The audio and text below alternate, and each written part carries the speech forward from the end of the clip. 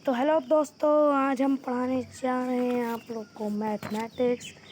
अब आप देखिए मैथमेटिक्स में हम आपके लिए एक नया टॉपिक लाए हैं, अलजेब्रिक एक्सप्रेशंस। अब देखिए अलजेब्रिक एक्सप्रेशंस को कैसे सीखना और समझना है, आज हम आपको वही चीज़ बताने जा रहे हैं। अब आप लोग देखिए, हम अलजेब्रिक एक्सप्रेशंस आपको कुछ इम्पोर्टेंट चीज़ बता दें। जैसे इम्पोर्टेंट चीज़ हो गई कुछ, पहली जो हम लिख रहे हैं आप देख लीजिए, मोनोमियल्स। दूसरी चीज़ हो गई बिनोमियल्स, जानते तो होंगे आप लोग, बिनोमियल्स। तीसरी चीज़ हो गई ट्राइनोमियल्स हो गई। अगला देखिए, चौथी चीज़ हो गई आपकी पॉलीनोमियल्स।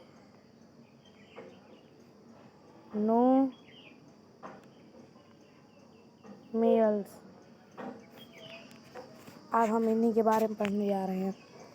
तो पहला टॉपिक है हमारा, देखिए हम पहले इसके बारे में पढ़ेंगे। आप हमारा पहला क्वेश्चन देखिए, subtract Z minus Y.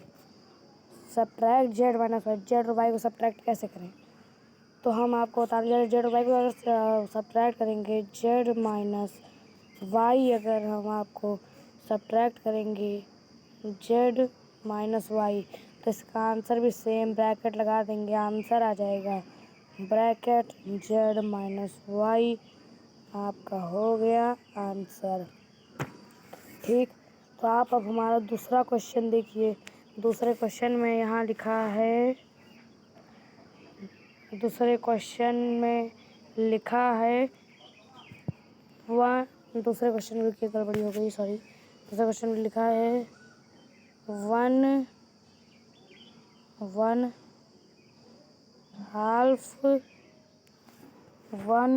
Half of the sum of numbers X and Y. One half of the sum of numbers X and Y. तो सबसे पहले ये जाने कि एक्स और वाई का सम क्या होता है। आप जानिए, एक्स और वाई का सम होता है X plus Y is equal to bracket X plus Y. ये सब तो आप लोग जानते ही होंगे। अब वन हाफ यानी कि 1/2 होता है वन हाफ, तो वन हाफ एक्स वाई का सम हो जाएगा 1/2 यानी कि one half bracket X plus Y. हमारा ये आंसर हो जाएगा। तो समझ में आ रही है चीज़ें आप लोग को। तो तीसरा क्वेश्चन जरा बच्चों इसी में हमारा देखिए, the number z multiplied by itself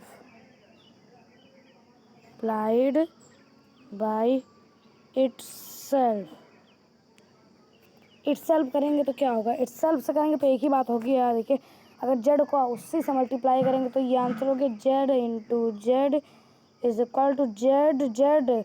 answer wrong हो जाएगा।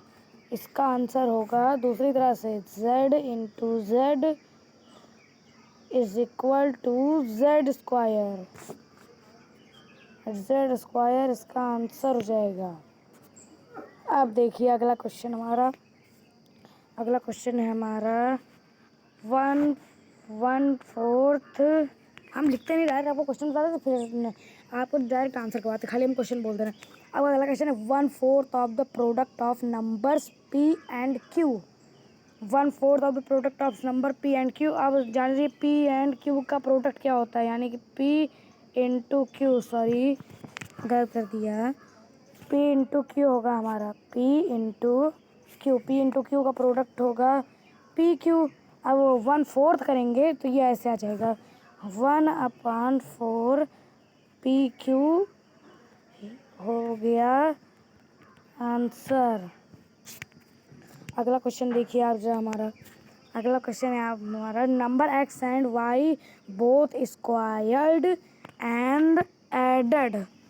Number X and Y both squared and added कैसे रख सकते हैं? पहले बोथ एक्स स्क्वायर हो गया पहले प्लस वाई स्क्वायर, तो इसका आंसर आ जाएगा, या तो ऐसे ही ब्रैकेट लगा दीजिए और आपका मन अगर और आगे जाता है तो आप ऐसे भी कर सकते हैं। देखिए एक्स प्लस वाई, ऐसे रुकिए सॉरी, आप ऐसे भी कर सकते हैं एक्स प्लस वाई ब्रैकेट लगा दीजिए, ब्रैकेट के बाहर स्क्वायर कर दीजिए, यही आपका आंसर हो जाएगा। ठीक, अगला क्वेश्चन देखिए। बच्चों हमारी राइटिंग पे बच जाना, ये मेरे स्लेट पे थोड़ी अच्छी से राइटिंग बनती नहीं है, इसी वजह से मेरी राइटिंग पहुँच जाना प्लीज़। ओके, अब बात सुनिए। अगला क्वेश्चन देखिए। Number 5 added to 3 times of the product of m and n। Number 5 added to 3 times the product of m and n। 3 times करेंगे यानी कि m n का प्रोडक्ट पहले हो गया m and n का प्रोडक्ट m n हो गया, यानी कि m into n is equal to m n। ठीक, अब इसका 5 प्लस 5 एडेड तो 3 टाइम्स, 3 टाइम्स यानी कि 5 प्लस 3 प्रोडक्ट क्या निकला था m n, 5 plus 3 m n हो गया बच्चों आपका आंसर। ठीक, अगला क्वेश्चन देखिए। Product of number Y Z subtracted from 10 आ रहे हैं।